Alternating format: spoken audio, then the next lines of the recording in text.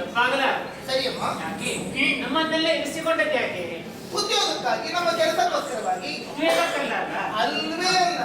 ನಾವು ನಿಮ್ಮೊಡನೆ ಇದ್ದ ಕಾರಣ ಏನಾದರೂ ಗಂಭೀರ ಸಮಸ್ಯೆ ಬಂದ್ರೆ ಅಥವಾ ಏನಾದರೂ ಮನಸ್ಸಿನಲ್ಲಿ ತುಮುಲಗಳಾದ್ರೆ ಸಮಾಧಾನ ಪಡಿಸಲಿಕ್ಕೆ ಸಹವರ್ತಿ ಇದ್ದರೆ ಒಳ್ಳೆಯದಂತಲೇ ಇಟ್ಟುಕೊಂಡದ್ದು ಅಂತ ನಾನು ಗ್ರಹಿಸಿಕೊಂಡಿದ್ದೇನೆ. ಖಂಡಿತ ಹೌದು. ಯಾಕೆ ನೀನೇನು ನಮ್ಮ ಕಾಲದವಳಲ್ಲ, ಅಲ್ಲ, ನೀನು ಬಹಳ ಹಳೆಯ ಕಾಲದ. ಭಾರಿ ಹಳೆಯವಳ. ಅದೇ ಮಾತದ್ದು ಮತ್ತೆ ಪ್ರತಿಯೊಬ್ಬರಿಗೂ ಮನಸ್ಸಿನಲ್ಲಿ ಬೇಕಾದ್ದು. ನಾವು ಹೊಳತಾಗಲಿಲ್ಲ ಎನ್ನುವ ಹಾಗೆ ಅದಲ್ಲವೇ ಜೀವನೋತ್ಸಾಹ. ನನ್ನ ತಾಯಿಯ ಕಾಲದಲ್ಲಿ ನೀನಿದ್ದದ್ದು. ಹೌದು. ನೀನೇ ಇತ್ತೀಚಿನ ಮೇಳವನ್ನ ಕಂಡದ್ದು, ಬಹಳ ಹಿಂದಿನ ಹಳೆಯ ಮೇಳವನ್ನೆಲ್ಲ ಕಂಡವರು. ಒಂದು ನಮ್ಮಲ್ಲಿ ದೊಡ್ಡಮ್ಮನ. ಹೌದಲ್ಲ, ಸಂತೋಷವಾಯಿತು. ಅಂತೆಯೇ ಕಂಡವರು ನಾವು ಉದ್ಯಾನವನದ ಹೊಣೆಗಾರಿಕೆ ನಿನಗೆ ಕೊಟ್ಟಿದ್ದೇವೆ.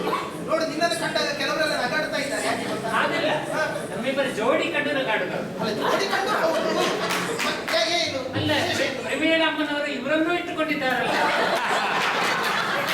ಇನ್ನೂ ಇಟ್ಟುಕೊಂಡಿದ್ದಾರಲ್ಲ. ಮುಂದೆ ಇಟ್ಟುಕೊಡ್ತೀರಿ ಅಂತ ಭರವಸೆ ನನಗೆ. ಬೇಕೆ ಹಳೆಯವರು ಬೇಕು ಮನೆಯಲ್ಲಿ. ಕೆಲವರಿಗೆಲ್ಲ ಹಳೆಯವರು ಮನೆಯಲ್ಲಿದ್ರೆ ಆಗುವುದಿಲ್ಲ. ಒಲೆಗೊಂದು ಅಡಿಕುಂಟೆ, ಮನೆಗೊಂದು ಮುದಿಕುಂಟೆ.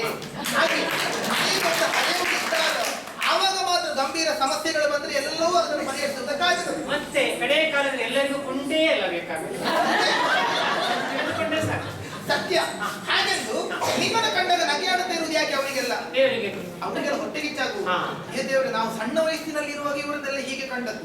ನಮಗೆ ವಯಸ್ಸಾದ್ರೆ ಇವರು ಇನ್ನೂ ಈ ರೀತಿಯಲ್ಲಿ ಇದ್ದಾರೆ ಅಂತಲ್ಲ, ಅಲ್ಲಲ್ಲ, ಈ ರೀತಿಯಲ್ಲಿ ಇದ್ದಾರೆ. ಹೀಗೆ ಇದ್ದಾರಲ್ಲ. ನಿನ್ನ ಸ್ವರದ ಕೋಮಲ ಅದ ಹಾಳಾಗಿದೆ. ಏನು ಮತ್ತೆ